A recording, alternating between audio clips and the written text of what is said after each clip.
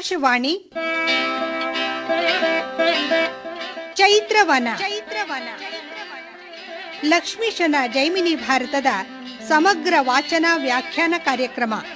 ಪ್ರಸ್ತುತಿ doctor AS. Shankaranarayana.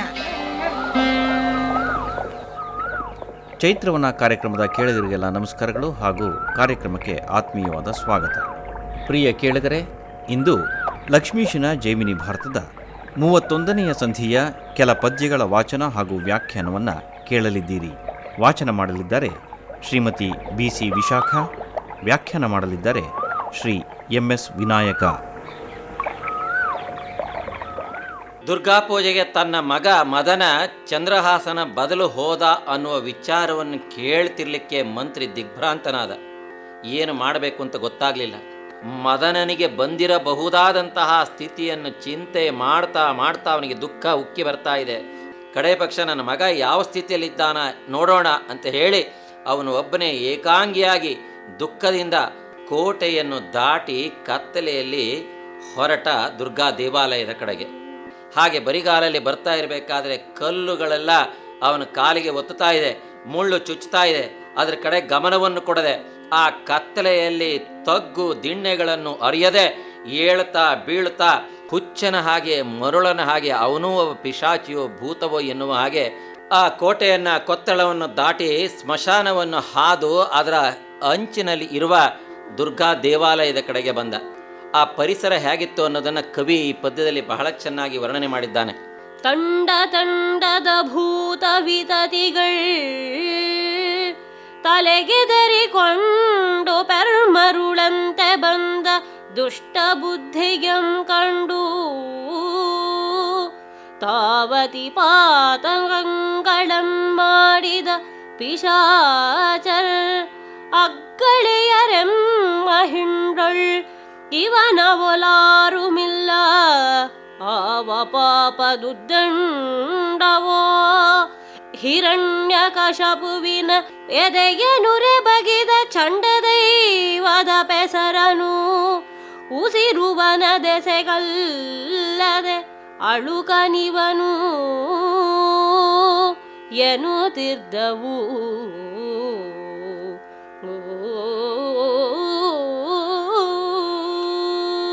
ಆ ಸ್ಮಶಾನದಲ್ಲಿ ಅನೇಕ ಭೂತಗಳು ತಿರುಗಾಡ್ತಾ ಇದ್ದಾವೆ. ಅವುಗಳ ಸಾಲು ಸಾಲು ಗುಂಪು ಆ ಭೂತಗಳು ತಲೆ ಕೆದರಿಕೊಂಡು ಬರ್ತಾ ಇರುವಂತಹ ಇವನನ್ನು ನೋಡಿದ್ವು. ಅರೆ, ತಲೆ ಕೆದರಿಕೊಂಡು ಬರುವಂತಹ ಇವನು ನಮಗಿಂತ ದೊಡ್ಡ ಮರುಳನ ಹಾಗೆ ಕಾಣ್ತಾ ಇದ್ದಾನೆ, ಹುಚ್ಚನ ಹಾಗೆ ಕಾಣ್ತಾ ಇದ್ದಾನೆ. ಇವನನ್ನು ನೋಡಿ ಅವು ಮಾತಾಡ್ಕೊಳ್ತಾ ಇದ್ದಾವೆ. ನಾವೇ ಅತಿ ಪಾಪಗಳನ್ನು ಮಾಡಿದಂಥವರು, ಪಿಶಾಚಿಗಳಲ್ಲಿ ನಾವೇ ಅತಿ ಶ್ರೇಷ್ಠರು ಅಥವಾ ನಾವೇ ಮೇಲ್ಮಟ್ಟದವರು.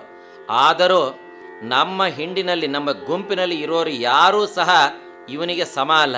ಯಾಕೆಂದರೆ ನಾವೆಲ್ಲ ನಮಗೆ ಯಾರು ತೊಂದರೆಯನ್ನು ಕೊಟ್ಟರೋ ಅಂಥವರಿಗೆ ನಾವು ತೊಂದರೆಯನ್ನು ಕೊಟ್ಟಿದ್ದೇವೆ. ಅಷ್ಟೇ ಅಲ್ಲ, ನಾವು ನಮ್ಮ ಆತ್ಮೀಯರಿಗೆ ಕೇಡನ್ನು ಬಯಸಲಿಲ್ಲ. ಇವನಾದರೆ ಹಾಗಲ್ಲ. ತನಗೆ ತೊಂದರೆಯನ್ನು ಕೊಡದೇ ಇದ್ದಂತಹ ಶಿಶುವಾದ ಚಂದ್ರಹಾಸನನ್ನು ಶಿಶುವಿನಿಂದ ಹಿಡಿದು ದೊಡ್ಡವನಾಗುವ ತನಕ ಕಾಡಲಿಕ್ಕೆ ಪ್ರಯತ್ನ ಮಾಡಿದ್ದಾನೆ. ಭಗವಂತನ ಭಕ್ತರಿಗೆ ತೊಂದರೆಯನ್ನು ಕೊಟ್ಟಿದ್ದಾನೆ. ತನ್ನ ಸ್ವಾರ್ಥದ ಆಸೆಗಾಗಿ ತನ್ನ ಮಗಳ ಬಾಳ ಹಾಳಾದರೂ ಚಿಂತೆ ಇಲ್ಲ ಅಂತ ಯೋಚನೆ ಮಾಡಿದ್ದಾನೆ. ಇವನ ಓಲ್ ಯಾರು ಪಾಪಿಗಳಿಲ್ಲ. ಇವನ ಪಾಪ ಪರಿಹಾರ ಆಗಬೇಕು ಅಂತಂದರೆ ಹಿರಣ್ಯಕಶಪುವಿನ ಎದೆಯನ್ನು ಬಗೆದಿರತಕ್ಕಂತಹ ಚಂಡ ದೈವ ನರಸಿಂಹನ ಹೆಸರನ್ನು ಹೇಳುವ ಪ್ರಹ್ಲಾದನ ಅನುಗ್ರಹವೇ ಆಗಬೇಕು, ಇವನಿಗೆ ಪ್ರಹ್ಲಾದನ ಮಾರ್ಗದರ್ಶನವೇ ಆಗಬೇಕು ಅಂತ ಹೇಳಿ ಯೋಚನೆಯನ್ನು ಮಾತಾಡ್ತಾ ಇದ್ದಾವೆ ಆ ಭೂತಗಳು. ಪಾಕಶಾಸನ ತನಯ ಕೇಳು ಬಳಿಕ ಮಂತ್ರಿ ಸುತಶೋಕದಿಂದ ಅಲ್ಲಿಹ ಮರುಳ್ಗಳಂ ಕಾಣದೆ ಅವಿವೇಗದಿಂ ಬೇವಕುಪಣದ ಚಿತೆಯೊಳ್ ಉರಿವ ಕಾಷ್ಟಂಗಳಂ ತೆಗೆದುಕೊಂಡು ಆ ಕಾಳಿಕಾಲಯಕ್ಕೆ ಬಂದು ಅದರ ಬೆಳಕಿನುಳ್ ವ್ಯಾಕೀರ್ಣ ಕೇಶದ ನಿಮಿರ ಕೈ ಕಾಲುಗಳನ್ನು ಅನೇಕಾಯುಧದ ಗಾಯದೊಡಲ ರುಧಿರದ ಪೊನಲ ಕುಸುಮ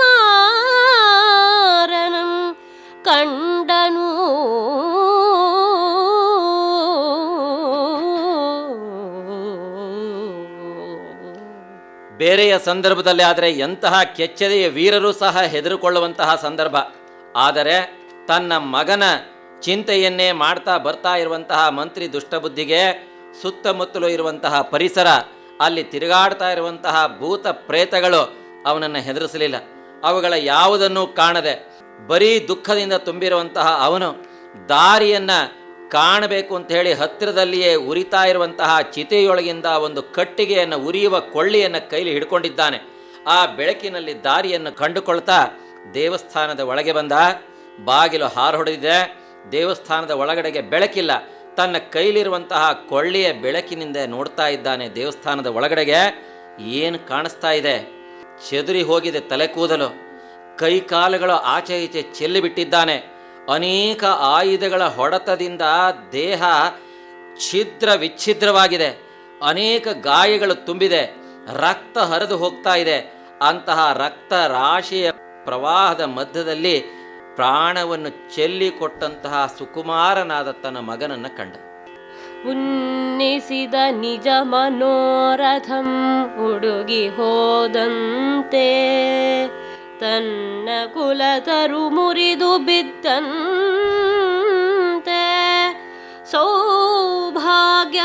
ಸೌಭಾಗ್ಯದುನ್ನತ ಪ್ರಾಸಾದಂ ವರ್ಗುಡಿಸಿ ಕೆಡೆದಂತೆ ಮುರಿದ ಮೀಸೆಗಳ ಮುಗದಾಗ ಬಿನ್ನಣದ ಬಿಟ್ಟ ಕಂಗಳ ಬಿಗಿದ ಪೊರ್ಬುಗಳ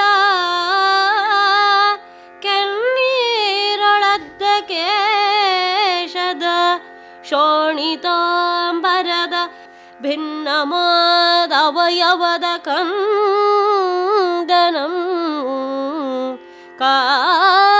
ಕಾತ್ಯಾಯನಿಯ ಮುಂದೆ ಮಡಿದಿರ್ದನು.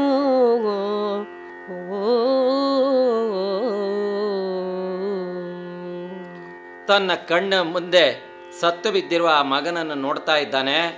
ನೋಡಿ ಅವನ ಮನಸ್ಸಿಗೆ ಏನಾಯಿತು ಅನ್ನೋದನ್ನು ಕವಿ ಇಲ್ಲಿ ಮೊದಲ 3 ಸಾಲಿನಲ್ಲಿ ಮಾಲೋಪಮೆಯ ಮೂಲಕ, ಮುಂದಿನ 3 ಸಾಲಿನಲ್ಲಿ ಸಹಜೋಕ್ತಿ ಎನ್ನುವ ಅಲಂಕಾರದ ಮೂಲಕ ಬಹಳ ಅದ್ಭುತವಾಗಿ ವರ್ಣನೆಯನ್ನು ಮಾಡಿದ್ದಾನೆ. ಉನ್ನತವಾದ ತನ್ನ ಮನಸ್ಸಿನ ಕಲ್ಪನೆಯೇ ಮುರಿದು ಕೆಳಗೆ ಬಿದ್ದಿತೋ ಎನ್ನುವಂತೆ, ತನ್ನ ವಂಶದ ಕಲ್ಪವೃಕ್ಷವೇ ಮುರಿದು ಕೆಳಗೆ ಬಿದ್ದಂತೆ, ಸೌಭಾಗ್ಯದ ಅರಮನೆಯೇ ಒಂದು ಗೂಡಿ ಕೆಳಗಡೆಗೆ ಕೆಡವಿದಂತೆ ತನ್ನ ಕಣ್ಣೆದುರಿಗೆ ತನ್ನ ಮಗ, ತನ್ನ ವಂಶದೀಪಕ ಕೆಳಗಡೆಗೆ ಬಿದ್ದು ಸತ್ತು ಹೋಗಿದ್ದಾನೆ. ಅವನ ಸಮೀಪಕ್ಕೆ ಬಂದ ಆ ದುಷ್ಟಬುದ್ಧಿ ನೋಡ್ತಾ ಇದ್ದಾನೆ. ಸುಂದರವಾದ ತನ್ನ ಮಗ ಸುಕುಮಾರ ಮದನ ಹೇಗೆ ಕಾಣಿಸ್ತಾ ಇದ್ದ ಅನ್ನೋದನ್ನು ನೋಡ್ತಾ ಇದ್ದಾನೆ. ಮುಖಕ್ಕೆ ಏಟು ಬಿತ್ತು. ಒಂದು ಕಡೆಯ ಮೀಸೆ ಕಿತ್ತೇ ಹೋಗಿದೆ.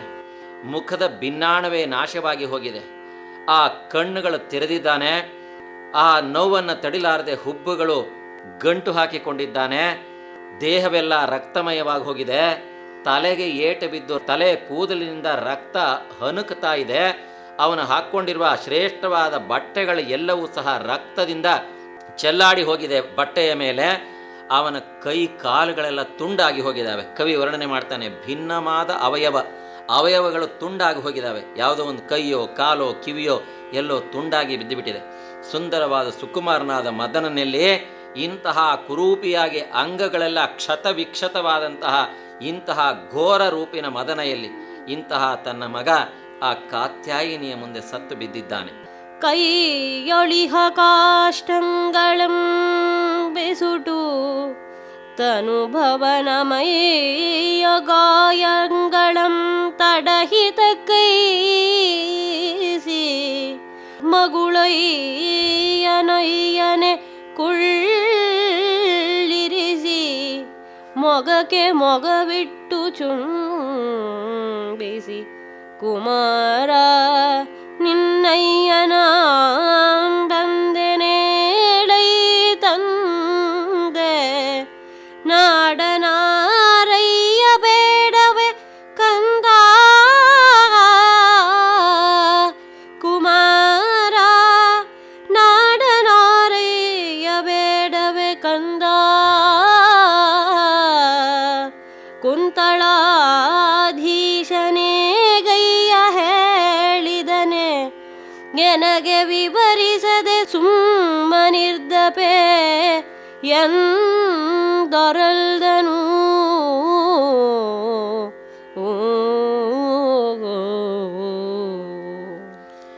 ಕೈಯಲ್ಲಿ ಉರಿತಾ ಇರುವಂತಹ ಕೊಳ್ಳಿಗಳನ್ನು ಬಿಸಾಕಿದ. ಮಗನ ಸಮೀಪಕ್ಕೆ ಬಂದ. ಅವನ ಮೈ ಮೇಲೆ ಅಂತಃಕರಣದಿಂದ ತನ್ನ ಕೈಗಳನ್ನು ಆಡಿಸ್ತಾ ಇದ್ದಾನೆ. ಗಾಯಗಳ ಏಟು ಬಿದ್ದು ರಕ್ತ ಹರಿತಾ ಇದೆ. ಆ ದೇಹವನ್ನು ತಡವುತ್ತಾ ಇದ್ದಾನೆ, ತಕ್ಕೈಸ್ತಾ ಇದ್ದಾನೆ. ಮೆಲ್ಲಕ್ಕೆ ಆ ದೇಹವನ್ನು ಎತ್ತಿಕೊಂಡು ತನ್ನ ಎದೆಯ ಮೇಲೆ ಒರಗಿಸಿಕೊಂಡ. ಆ ಮೊಗಕ್ಕೆ ತನ್ನ ಮುಖವನ್ನು ಇಟ್ಟು ಆತ್ಮೀಯತೆಯಿಂದ ಚುಂಬಿಸ್ತಾ ಮುತ್ತು ಕೊಡ್ತಾ ಹೇಳ್ತಾ ಇದ್ದಾನೆ, ಮಗನೇ, ನಿನ್ನ ಅಪ್ಪ ನಾನು ಬಂದಿದ್ದೀನಿ ಕಣೋ. ಹೇಳೋ ತಂದೆ, ಯಾಕೋ ಹೀಗೆ ಮಲ್ಕೊಂಡಿದ್ದೀಯಾ? ಈ ನಾಡನ್ನು ರಕ್ಷಣೆ ಮಾಡಬೇಡವೇ? ಈ ನಾಡಿನ ಆಡಳಿತವನ್ನು ನಡೆಸಬೇಡವೇ? ಪ್ರತಿದಿನ ಮನೆಗೆ ಬಂದ ಮೇಲೆ ಈ ದಿನ ಮಹಾರಾಜ ಕುಂತಳಾದೀಶ್ವರ ಈ ರೀತಿ ಹೇಳ್ದ, ತಂದೆಯವರೇ ಈ ರೀತಿ ಮಹಾರಾಜ ಆಜ್ಞೆ ಮಾಡ್ದ ಅಂತ ನನ್ನ ಮುಂದೆ ವಿವರಿಸ್ತಾ ಇದ್ದೆಲ್ಲ ಕಂದ. ಇವತ್ತು ಏನು ಹೇಳಿದ್ನಪ್ಪ ಮಹಾರಾಜ? ಏನು ಹೇಳ್ದ? ಏನು ಆಜ್ಞೆಯನ್ನು ಮಾಡಿದ್ದಾನೆ ಅದನ್ನು ಹೇಳೋ ಕಂದ. ಯಾಕೋ ಸುಮ್ಮನಿದ್ದೀಯಾ ಅಂತ ಹೇಳಿ ಹಲವು ರೀತಿಯಿಂದ ಹಂಬಲಿಸಿದ. ಬಂದನಿದೆ ಶಶಿಹಾಸನು ಅನುಜ್ಞೆಯಂ ಕೊಡು, ವಿಪ್ರವೃಂದಮಂ ತಣಿಸು ಬಹುವಿಧದಿಂದ. ನಾಂ ಬಂದನೆಂದು ಮುನಿಯದಿರಬೇಡ, ವೈಷ್ಣವದ್ರೋಹದಿಂದ ಎನಗಿಂತುಟಾಗದಿಹುದೇ ಕಂದ. ನೀನಚ್ಯುತ ಪರಾಯಣಂ ಶಿವಪೂಜಕಂ ದೇವಗುರುಧರಾಮರ ಸೇವಕಂ. ಮೋಸದಿಂದಳಿವುದು ಚಿತವೇ ಮದನ ಕಂದ. ತನ್ನ ಮರಿಯಾನೆ ಹಾ ಎಂದೊರಲ್ದನು ಅಂದು.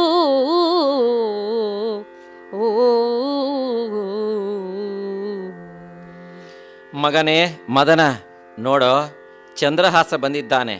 ಅವನಿಗೆ ಆಜ್ಞೆಯನ್ನು ಮಾಡಬೇಕಲ್ವೇ? ಅನೇಕ ಬ್ರಾಹ್ಮಣರು ನಿನ್ನ ದರ್ಶನಕ್ಕಾಗಿ ಬಂದಿದ್ದಾರೆ. ಅವರಿಗೆಲ್ಲ ಅನೇಕ ವಿಧವಾದ ದಾನ ಧರ್ಮ ದಕ್ಷಿಣೆಯಿಂದ ಅವರನ್ನು ಸಂತವಿಸಬೇಕಲ್ವೇ? ಮಗು, ಯಾಕೋ ಮಾತಾಡ್ತಾ ಇಲ್ಲ? ನಾನು ಬೈದೆ ಅಂತ ಸಿಟ್ಟು ಮಾಡ್ಕೊಂಡಿದ್ದೇನೋ? ಖಂಡಿತ ಸಿಟ್ಟು ಮಾಡ್ಕೊಳ್ಬೇಡ. ಈ ಶಿಕ್ಷೆ ನಿನಗಾಗಬಾರದಿತ್ತು. ಯಾಕೆ ಅಂತಂದರೆ, ವೈಷ್ಣವ ದ್ರೋಹಿಗಳು ಯಾರೋ, ವಿಷ್ಣುವಿನ ಪರಮಭಕ್ತರಿಗೆ ಯಾರು ತೊಂದರೆಯನ್ನು ಉಂಟು ಮಾಡ್ತಾರೋ ಅಂಥವರಿಗಾಗಬೇಕು. ಆ ಕೆಲಸವನ್ನು ನಾನು ಮಾಡಿದ್ದೇನೆ. ನನಗೆ ಈ ನೋವು, ನನಗೆ ಇಂತಹ ಸಾವು ಬರಬೇಕೇ ಹೊರತು ನಿನಗಲ್ಲ ಕಂದ. ಯಾಕೆ ಅಂತಂದರೆ, ನೀನು ಅಚ್ಯುತ ಪರಾಯಣ, ಶಿವಪೂಜಕ, ದೇವರು, ಗುರುಗಳು, ಬ್ರಾಹ್ಮಣರ ಸೇವಕ. ಇಂಥವನು ನೀನು ಮೋಸದಿಂದ ಸಾಯುವುದು ಯೋಗ್ಯವೇ ಕಂದ? ಮದನ, ಮಾತಾಡೋ ಅಂತ ಹೇಳಿ ಹಲವು ರೀತಿಯಿಂದ ವ್ಯಥೆಪಟ್ಟ ದುಷ್ಟಬುದ್ಧಿ. ಮಿತ್ರಪ್ರಿಯಂ ರಾಜತೋಷಿತಂ ಮಂಗಳಚರಿತ್ರಂ ಬುಧಾಶ್ರಯಂ ಗುರುಭಾವಿಕ ವಿನುತ ವಿಚಿತ್ರಗುಣೀ ಮಂದರನಿಭಂ ಭೋಗಿ ಸಂತತ ಧ್ವಜವಜ್ರಶುಭಕ ಚರಣನು ಪುತ್ರ ನಿನಗೊಪ್ಪುದು ನವಗ್ರಹ ಸ್ಥಿತಿಗಳ್ ಪರಿತ್ರಾಣಮಂ ಮಾಡಿದವರಿಲ್ಲ ನಿನಗಾನೆ ಶತ್ರುವಾದೆಂ ಮಗನೇ ಮಗನೇ ಹಾಗೆಂದು ಹಲುಬಿದಂ ಮಂತ್ರಿ ಶೋಕಾರ್ತನಾಗಿ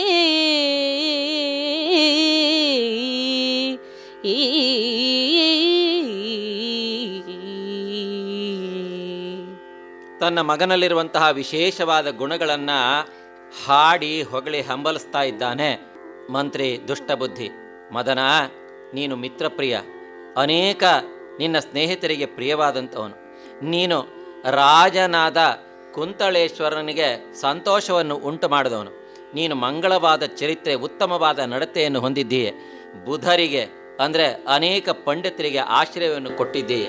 ಹಿರಿಯದನ್ನು ಗುರುಭಾವಿ ಅಂದರೆ ಹಿರಿಯ ವಿಚಾರಗಳನ್ನು ಚಿಂತನೆಯನ್ನು ಮಾಡ್ತಾ ಇದ್ದೀಯೆ. ಹಿರಿಯರನ್ನು ಗೌರವಿಸ್ತಾ ಇದ್ದೀಯೆ. ಜೊತೆಗೆ ಕವಿನುತ, ಕವಿಗಳಿಂದ ಸ್ತುತಿಸಲ್ಪಟ್ಟವನು ಅಥವಾ ನಮಸ್ಕರಿಸಲ್ಪಟ್ಟವನು ನೀನು. ವಿಚಿತ್ರ ಗುಣಿ, ನಿನಗೆ ಅನೇಕವಾದ ವಿಶಿಷ್ಟವಾದಂತಹ ಗುಣಗಳಿದೆ. ಮಂದರ ನಿಭ ಅಂದರೆ ಗಾಂಭೀರ್ಯದಿಂದ ಕೂಡಿದಂಥವನು. ಸತತಂ ಭೋಗಿ, ಸದಾಕಾಲ ಸುಖವನ್ನೇ ಅನುಭವಿಸಿದವನು. ನಿನ್ನ ಕಾಲಿನಲ್ಲಿ ಧ್ವಜ, ವಜ್ರ ಇತ್ಯಾದಿಗಳು ಲಕ್ಷಣಗಳು ನಿನ್ನ ಕಾಲಿನಲ್ಲಿದೆ.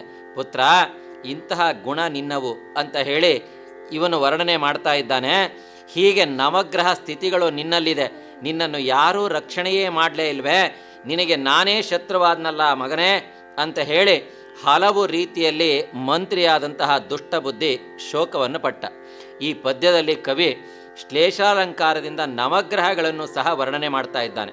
ಮಿತ್ರ ಅಂದರೆ ಸೂರ್ಯ, ರಾಜ ಅಂದರೆ ಚಂದ್ರ, ಮಂಗಳ, ಬುಧ, ಗುರು, ಕವಿ ಅಂದರೆ ಶುಕ್ರ, ವಿಚಿತ್ರ ಗುಣಿ ಮಂದರ ನಿಭ ಅಂತಂದರೆ ಶನಿ, ಭೋಗಿ ಅಂತಂದರೆ ಹಾವಿನ ತಲೆಯುಳ್ಳಂತಹವನು ರಾಹು, ಅದೇ ರೀತಿ ಧ್ವಜವಜ್ರ ಅಂತಂದರೆ ಕೇತು.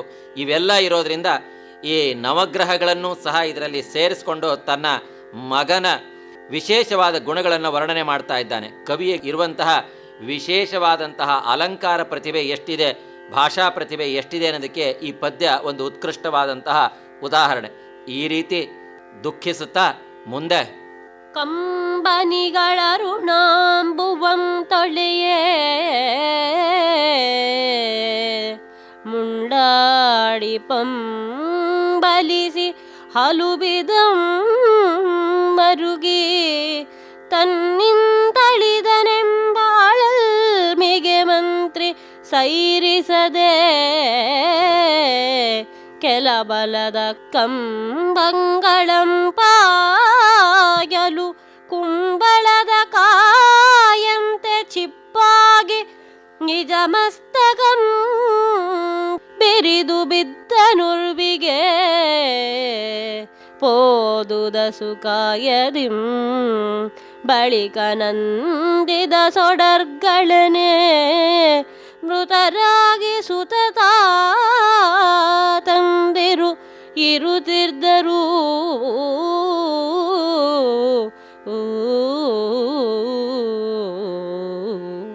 ದುಷ್ಟಬುದ್ಧಿಯ ಕಣ್ಣುಗಳಿಂದ ಧಾರಾಕಾರವಾಗಿ ನೀರು ಸುರಿತಾ ಇದೆ. ಆ ಸುರಿದ ನೀರು ಮಗನ ಮೈಮೇಲಿರುವಂತಹ ಗಾಯವನ್ನು ತೊಳಿತಾ ಇದೆ ಅನ್ನುವ ಹಾಗೆ ಅವನ ದೇಹದಲ್ಲಿ ಉಂಟಾದ ಗಾಯದ ರಕ್ತದ ಧಾರೆಯನ್ನು ತೊಳೆದು ಹೋಯಿತು. ಅವನನ್ನು ಅನೇಕ ರೀತಿಯಿಂದ ಮುದ್ದು ಮಾಡ್ತಾ ಇದ್ದಾನೆ, ಅನೇಕ ರೀತಿಯಿಂದ ಹಂಬಲಿಸಿದ, ಹಲುಬಿದ. ಕೊನೆಗೆ ಅವನು ಯೋಚನೆ ಮಾಡ್ದ, ನನ್ನ ಮಗನ ಸಾವಿಗೆ ನಾನೇ ಕಾರಣ. ಯಾರ ಅಭಿವೃದ್ಧಿಗಾಗಿ ನಾನು ಇಷ್ಟೆಲ್ಲ ಹಂಬಲಿಸಿದನೋ ಅಂತ ಮಗನೇ ಬದುಕದೆ ಹೋದ್ಮೇಲೆ ನಾನಿನ್ಯಾಕಿರಬೇಕು ಅಂತ ಹೇಳಿ ಚಿಂತೆಯನ್ನು ಮಾಡ್ತಾ ತುಕ್ಕ ಹೆಚ್ಚಾಗಿ ಅಳಲನ್ನು ಸೈಲಿಸಲಾರದೆ ಆ ದೇವಸ್ಥಾನದ ಕಂಬಗಳಿಗೆ ತನ್ನ ತಲೆಯನ್ನು ನೋವನ್ನು ತಡೆಯಲಾರದೆ ವ್ಯಥೆಯಿಂದ ಜೋರಾಗಿ ತನ್ನ ತಲೆಯನ್ನು ಬಡಿದುಕೊಂಡಾಗ ಕುಂಬಳದ ಕಾಯಿಯಂತೆ ಅವನ ತಲೆ ಫಟ್ಟಂತ ಒಡೆದು ಅವನ ತಲೆಯಲ್ಲಿರುವಂತಹ ಮೆದುಳೆಲ್ಲ ಹೊರಗೆ ಚೆಲ್ಲಿ ಹೋಯಿತು.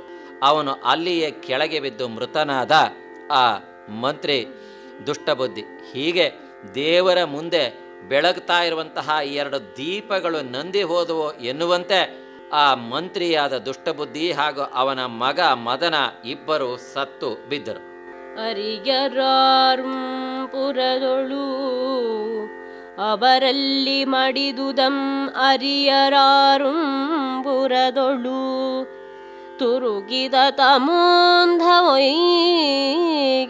ಜಾರಿದು ಅಳಿಕುಲದ ಸೆರೆ ಬಿಟ್ಟಿದಂ ಭುಜದೊಳ್ ಒಡನೆ ತಲೆದೋರಿದಂ ತರುಣಿ ಮೂಡನ ದೆಸೆಯೊಳು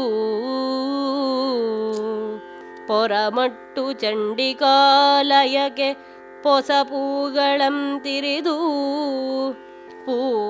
ಪೂಜಿಸುವೊಡೆ ಒಳವುಗುವ ತಾಪಸಂ ಬೆರೆತು ಬಿತ್ತಿಹ ತಂದೆ ಮಕ್ಕಳಂ ಕಂಡು ಹಮ್ಮೈಸಿ ವಿಸ್ಮಿತನಾದನು.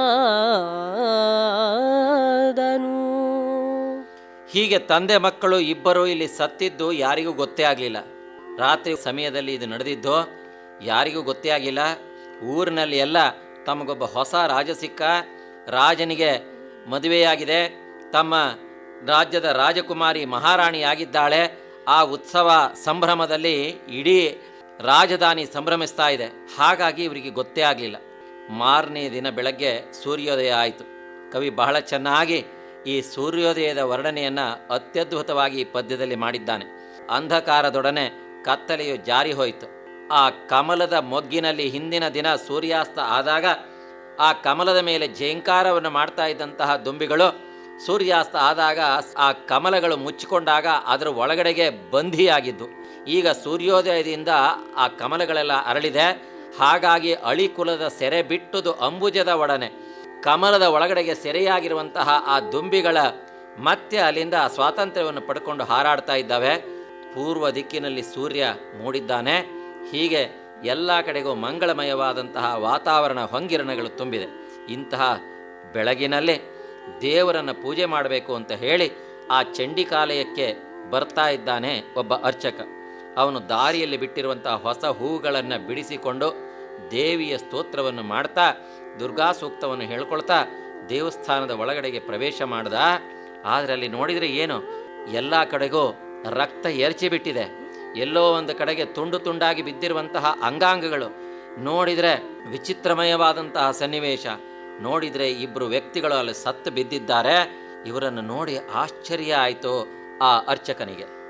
ಪಟ್ಟಣದೊಳಿರುಳೊಸಗೆ ಪಸರಿಸಿತು, ರಾಜ್ಯಮಂ ಬಿಟ್ಟು ವನಗೈದಿದಂ ಕುಂತಳಾಧೀಶ್ವರಂ. ಪಟ್ಟಮಾದುದು ಚಂದ್ರಹಾಸಂಗೆ ಸೂನು ಸಹಿತಿ ದುಷ್ಟ ಬುದ್ಧಿಗೆ ಇಲ್ಲಿ ಕೆಟ್ಟಣಿಸಿದವರಾರೋ. ಶಿವ ಶಿವ ಅದ್ಭುತಮೆನುತ ನೆಟ್ಟನೆ ನೃಪಾಲಯಗೆ ತಾಪಸಂ ಬಂದು ಮೊರೆಯಿಟ್ಟೊಡೆ ಕುಳಿಂದ ಜಂ ಕೇಳ್ದು ಇರದೆ ಪರಮಟ್ಟು ಕಾಲ್ನಡೆಯೊಳೈ ತಂದನು.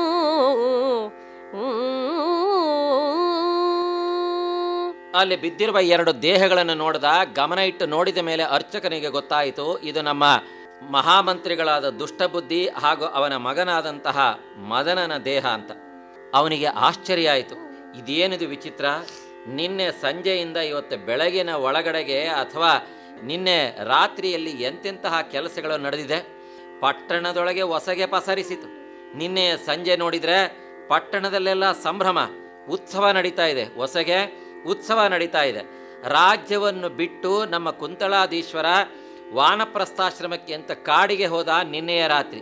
ಚಂದ್ರಹಾಸನಿಗೆ ನಿನ್ನೆಯ ರಾತ್ರಿಯೇ ಪಟ್ಟಾಭಿಷೇಕವಾಗಿದೆ. ನೋಡಿದರೆ ಆಶ್ಚರ್ಯ, ನಿನ್ನೆಯ ರಾತ್ರಿಯೇ ಇಲ್ಲಿ ಮಂತ್ರಿಯಾದ ದುಷ್ಟಬುದ್ಧಿಗೂ ಆತನ ಮಗನಾದಂತಹ ಮದನನಿಗೂ ದುರ್ಮರಣ ಸಂಭವಿಸಿದೆ. ಅಬ್ಬಾ, ಇಂತಹ ಕೆಲಸವನ್ನು ಯಾರು ಮಾಡಿದ್ರಪ್ಪ? ಈ ದುರ್ಮರಣಕ್ಕೆ ಕಾರಣರಾದ ಯಾರು?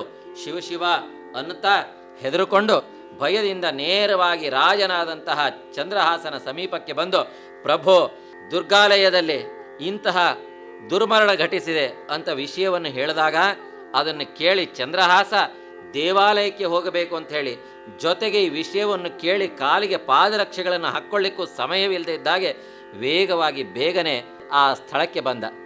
ಚಂಡಿಕಾಲಯಕ್ಕೆ ಅಖಿಲ ಜನ ಸಹಿತ ನಡೆತಂದು